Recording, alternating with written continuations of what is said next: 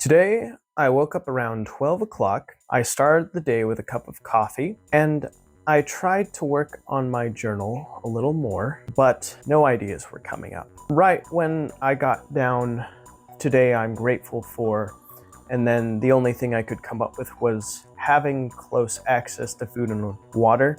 My mother contacted me and told me she was getting back from work with groceries. And so she wanted me to help her out with the groceries as soon as she got back. I said yes, but she also wanted me to pick lemons outside in our backyard from the tree. I agreed, but right before I could get to the back, I got a call from my mom again, and she was telling me about how the price of eggs were so expensive and how she was thinking about getting some quail and building a nice quail coop to get consistent free eggs from these guys. She wanted me to go on ChatGPT and look up what is the cost of maintaining quail, what is the upfront cost of building their coop, and what is the cost of... So I did all of that, and we found out at the end that it was quite expensive, around $200 to $300 for the startup costs. Actually, it was $60 to $200, sorry, I misremembered. And after that, quail can lay up to, I believe it was around 120 eggs a month. I could be wrong. I think actually it might have been 60 eggs a month seems more realistic. But then she wanted me to look up the cost of taking care of 2 chickens. So I did that as well. And what I found was that chicken are decently more expensive than quail, and they only get 30 eggs out a month, as opposed to, well, actually I think it was 20 to 60. Honestly, the numbers are mixed up in my head. All I remember is that quail made more eggs and chickens made less eggs, but ultimately, they both can make a decent amount of eggs if they are well taken care of. Then she wanted me to look up turkey eggs from real turkeys. From what we found out, the amount of quail eggs equivalent to 1 chicken egg is 2 quail eggs, and the amount of chicken eggs equivalent to turkey eggs is around 3 or 4 chicken eggs. But the only problem is that with turkey eggs, you can only do turkey eggs seasonally, whereas chickens and quail lay their eggs year-round, which was fascinating. By the way, maintaining a turkey was significantly more expensive than the chickens, by the way. So it was settled right then and there that if we were to get our own collection of protein resources, we would go with the quail. Moving on, by the time we were done discussing that, she had arrived home, and I didn't get to the lemons outside, because I wanted to help her out with the groceries into the house. So that is what we did. I got into the back of the car, and we brought everything in from pork ribs to 4 cuts of steak to a bag of barbecue chicken wings that are frozen, have to be reheated either through the oven or through the air fryer. I was so hungry because I hadn't eaten breakfast yet. So I decided to put my chicken wings in the air fryer for around 330 degrees for 18 minutes. They were very good, very well cooked, very well flavored, very tasty. I even put the eggs away in a little egg roll-up device that we have at our fridge. It acts as sort of a gravitational drop for the eggs. Luckily, the eggs don't crack when you use it. The only issue is it didn't fit all of the eggs in because we got a large amount, so we had to put some away in the bottom drawer of the fridge. One of the things I remembered was that when we did calculations for how much the price per egg was, my mom asked me to calculate that on ChatGPT, so I did just that. Actually, never mind, I did it myself. That's what got into the whole quail conversation. Turns out that the 36 count of eggs was $13, $12, I believe, is what she said. Or was it 18? I think it might have been $18. Yeah, it was $18. And running the calculations, it's strange. ChatGPT said 50 cents per egg. When I did the calculations on a calculator, the calculator reported around 57 cents per egg. Either way, that is a lot for eggs. And I feel very bad for a lot of families out there who are struggling feeding their kids foods that should be common and yet are treated as luxury items. Anywho, moving on. After we put everything away and I cooked the barbecue chicken wings from Tyson Farms, I believe, we decided to watch some television. On the television, we watched the final interview with famed film director, at least to me, and to quite a lot of film fans, Mr. David Lynch, whose final interview was about this new album he worked on with a woman. I believe her name was Crystalline, but don't quote me on that. I do remember the name of the album though, and the name of the album was Cellophane Dreams, or Memories. I'm gonna have to look back into my history for that. There were many interesting questions asked to the director in his, unbeknownst to him and the audience, final interview. One question that caught my eye was the last one. It was, what is your favorite word? And he said, at least the first word that came to his mind was freedom, and then bliss, and then I think the third one might have been creativity, but don't quote me on that. I definitely remember those two were definite.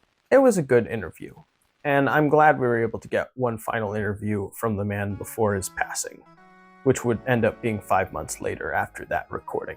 Then, after watching that interview, it was decided by my mom to throw some cardboard out into the blue trash can because tomorrow is trash day and we must take out the trash. So that is what we did. We crushed as much cardboard as we could and threw it in the blue trash can and took it down and into the front, or out into the front of the house. And after that, I took the other trash cans out. We've had a lot of trash to throw away recently, so much so that we haven't been able to throw out the bathroom trashes because all of our other trashes have been absolutely stuffed. Very unfortunate.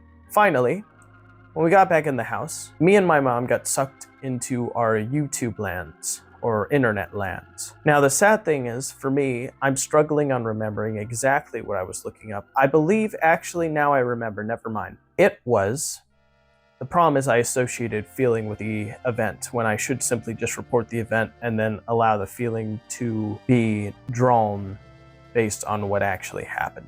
Moving on, what I remember is that I was getting hungry again, so I decided to make a pizza. Now, I did not home make a pizza. In fact, it was one of the pizzas that my mom got from the grocery store that she shopped at. So it was one of those self-rising crust pizzas. Now, the thing with those kinds of pizzas, personally for me, and this is my opinion, I feel they are very bland unless you do something to them by putting on toppings such as fresh cut mushrooms and olives and cheese. I would have put on sauce, but there was no sauce that we had. And also putting on seasonings and oils to help crispify the crust. I did all of that, and I put the pizza in a 415-degree oven for around 26 minutes. When I got it out and took a taste, I would have to say that sadly, my attempts to make the pizza flavorful did not work.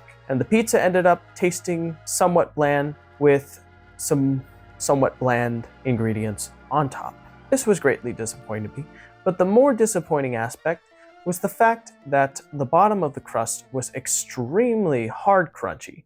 It wasn't the satisfying crunchy you get when you get a pizza and it is a very crispy crunch in your mouth. This was the kind of crunch where it was a burnt hard crunch, where you have to work at breaking it down with your jaw. This was very disappointing to me because I was expecting a pizza with a very nice crispy crunch. So I looked up on ChatGPT once again if there was any ways of softening that crunch or making it less hard and more pleasant. What I found was that there are a few things that can be done.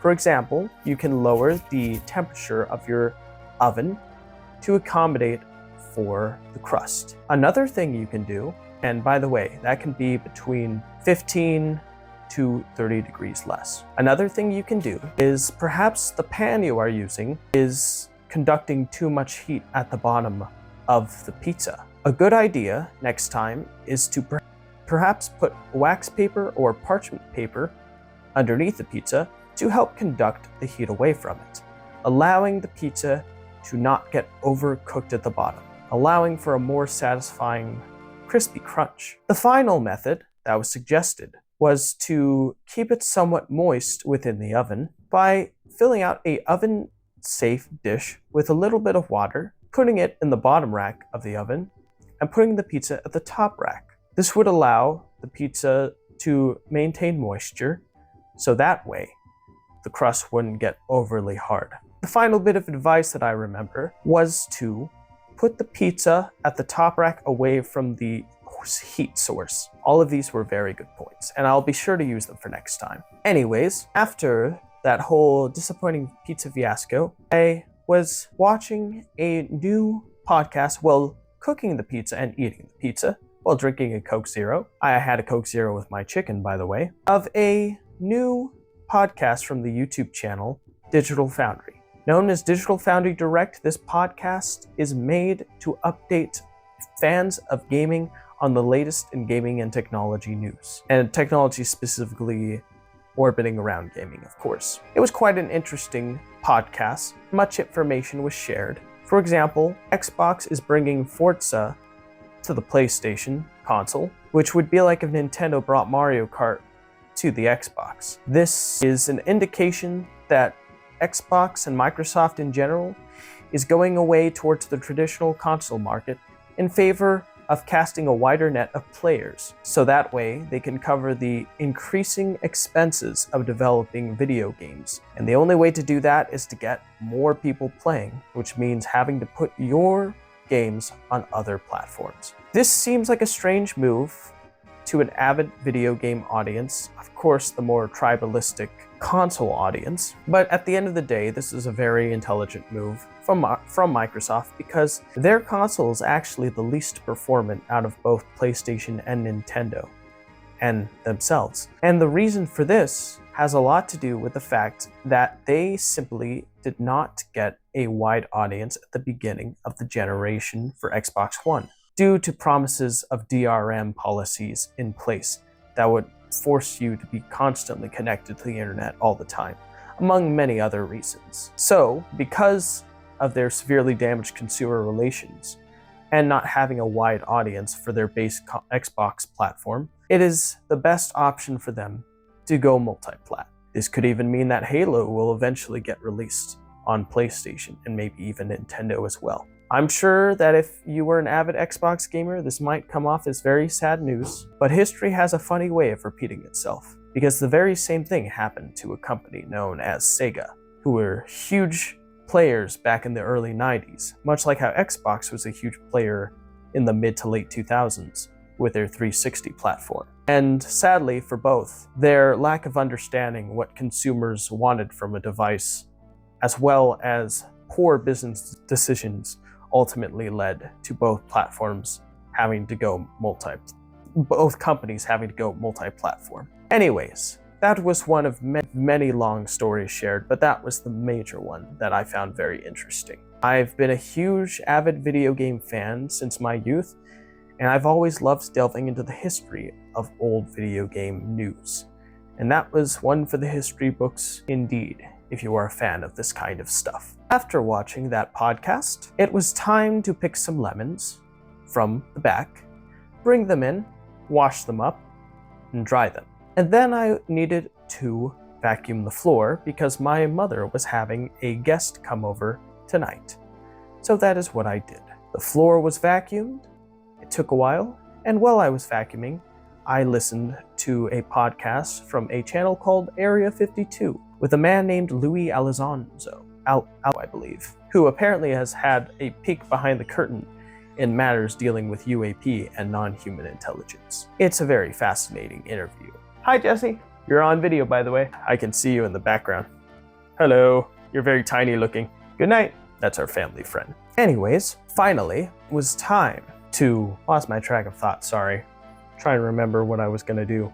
Or say what I was gonna do. Or say what I already did is what I meant. After vacuuming the floor, I decided it would be interesting to look up this service on Google Play Store called Farsight Prime, a streaming platform that hosts all manner of videos dealing with remote viewing communication into the past. It is essentially a streaming service that delivers videos of people supposedly using a style of communication called remote viewing, where they can look into any point in time and space and report events that happened. And this is done with many different people, all in separate rooms, all doing the same location, place, and comparing and contrasting notes and seeing how accurate their remote view sessions are. The price was $12 a month, and I only subscribed for 1 month, immediately unsubscribing afterwards because I don't see myself subscribing to this constantly for years or months to come. I simply just wanted to satisfy my curiosity to see what the heck this Farsight thing was. And the reason why I wanted to satisfy my curiosity was because I found this Watch Mojo interview where this man with big bold text next to him said, "Disclosure needs to happen," or something like that. And in that interview, he was talking about remote viewing and non-human intelligence and interacting with them and big government cover-ups. And I found it quite fascinating, and it sparked me to look up the YouTube channel, which in that case, hearing what he had to say ignited another interest in wanting to look at that streaming service. Now, of course, I could have just, in a way, been scammed, and this is all just a bunch of hoopla of people pretending to see events that probably did not happen. But like I said, I'm only doing this for 1 month, and I wanted to satisfy my curiosity. In this first episode I watched, apparently it had to do with these remote viewers who were trying to look into the past of a meeting between an extraterrestrial being in front of a ruler and his group of trusted personnel and the interactions they had. It was quite interesting, but I gotta be honest, my mind started to drift a bit as the video continued because it was very unstructured and hard to really understand exactly what was being communicated.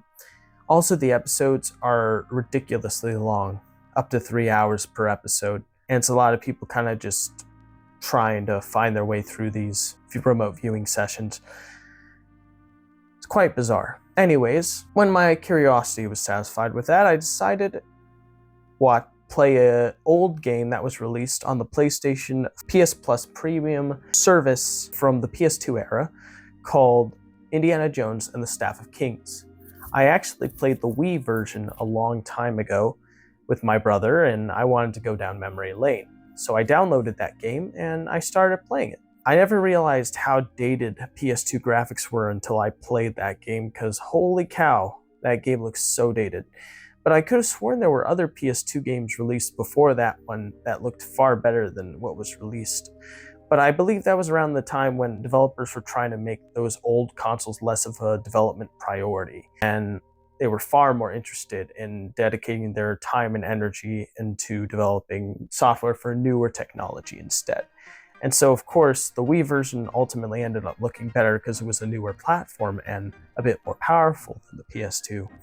And the PS2 was, if we can get it on the PS2, we will, but it's certainly not going to look as impressive or detailed as the Wii version. The one benefit, though, for PS2 games during this era when there were both Wii and PS2 ports was that if you wanted traditional controls instead of gimmicky motion controls, the PS2 was your better option, despite the fact that PS2 games ultimately were very dated looking. The gameplay in this PS2 version of this Indiana Jones game was quite dated, but also extremely similar to the Wii version. The only difference was you just had to press buttons. And ultimately, the game was very much a brawler beat-em slash shooter slash quick time adventure. I enjoyed it, and I consider it one of my gaming pleasures, despite the fact that I know it's not exactly what one would call high art in terms of the gaming landscape, but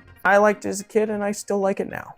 I think it captures the spirit of Indiana Jones with the music, the acting, the visuals, and the gameplay. Moving on, I decided to ask ChatGPT, the new model O3 Super or High or something like that, ways to improve my accountability, and it basically suggested keeping track of energy levels, of what I eat, of what I do, when I do it, how long it takes me, write all that down, do it for about a week or two, and then take an analytical look back, notice trends, notice parts where I'm at my most productive, notice parts where I'm at my least productive, which I thought was good information. And finally, we are here. It is late at night. It is 10:16. I'm learning to do these check-ins much earlier, hopefully much faster, and I am eating a bowl of beans, and they're very good. My mom made them. After recording this, I will brush my teeth, take my vitamins, and go to sleep, because tomorrow I'm going to need to go to work from 11 a.m. to 8 p.m. Last I checked. Could be different. Well, that's all there is to say for the daily report. Thank you for tuning in, and everybody have a wonderful rest of your night. Goodbye.